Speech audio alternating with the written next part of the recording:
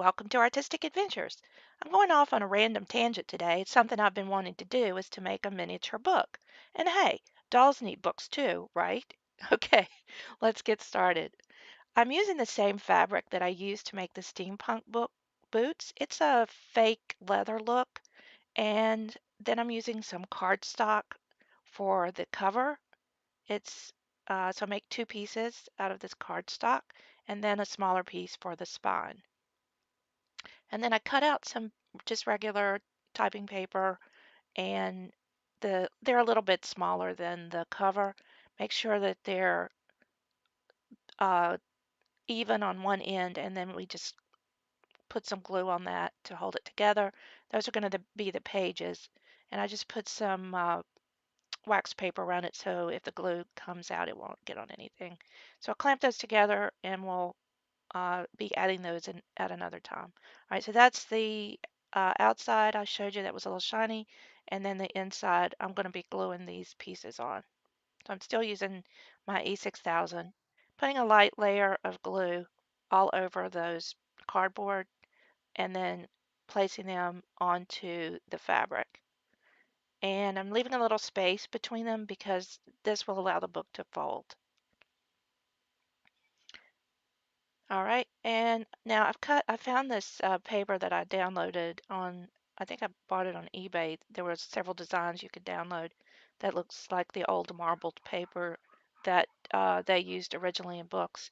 And I'm going to use those for the end pieces inside the cover. So you can see I just printed that out and then cut those pieces out.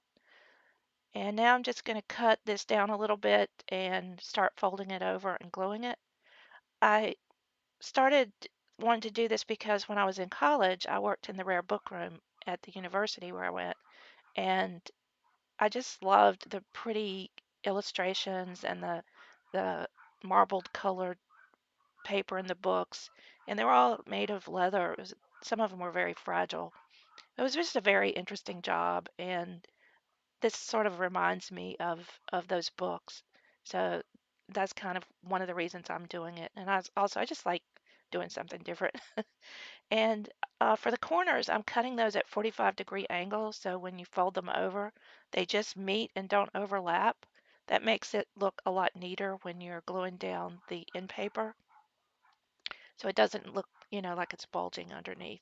So I'm going to go around at each corner and do that. And then I'll glue down the end pieces. So I've already glued down the longer sides. So you just keep doing that all the way around until you have nice folded down edges that aren't overlapping. And then it'll look so nice when you put the end paper on it. Look really professional. There were people at the Rare Book Room when I worked there that actually took bookbinding courses, and I always wanted to do that. So I'm doing my own little baby book. Anyway, now that we have that part done, we can glue the end papers in and prepare for putting the spine, for putting the actual pages on the spine. So what we're going to do is glue each piece of the end piece to the inside of each cover, and then leave the other part unglued for now. That'll be glued to one of the pages of the book when we put the book pages into the spine. All right, so get that on there. Make sure they're nice and glued down, and we can fold them back just a little bit. I didn't put a hard fold on them. Now we have our glued edges that have dried, and we're going to put another layer of glue on those, and then we'll put that right down on the spine, being careful not to get too much glue on anything other than where we want it. And now we'll take some glue and glue those end pages to the pages of the book. And that gives it a really nice finished look. So there's our little finished book. If you need to trim any of the pages that are uneven, you can always do that afterwards. And now I wanted to put a book plate inside the book. This was one of my jobs at the Rare Book Room. I would put book plates in, and actually you didn't glue them all the way down. You glued them um, just on one edge. And I think if I remember correctly, we didn't actually put it on the marbled paper because we didn't want to damage it. But I'm going to do that just because I think it looks pretty. So I just used some gold glue and made squares that were even, and then I can trim that off, and it looks like I have a nice gold rimmed book plate.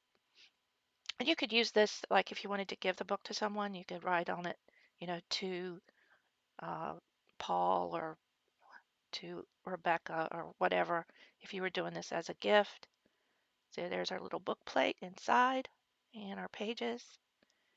And then that's our finished book. Now you could do some other things to the cover of the book, like you could put a title on it, and I'll show you how that looks in a minute. You could do some gold paint on the outside to make some illustrations, but this is just your basic book, and it's pretty easy to make. And there's a title plate that I made, and you could just glue that on the front if you wanted to, and have any kind of book that you want. Also want to mention again my Super Kawaii Stuff giveaway. There's a video with all the details, so check that out. It ends on April 15th for all subscribers. And we have some more fun stuff coming up, of course, as always. I'm going to start working on another doll project next. And I want you to make sure to subscribe so you don't miss a thing. And give me a thumbs up if you loved this video. Thanks a lot, and bye.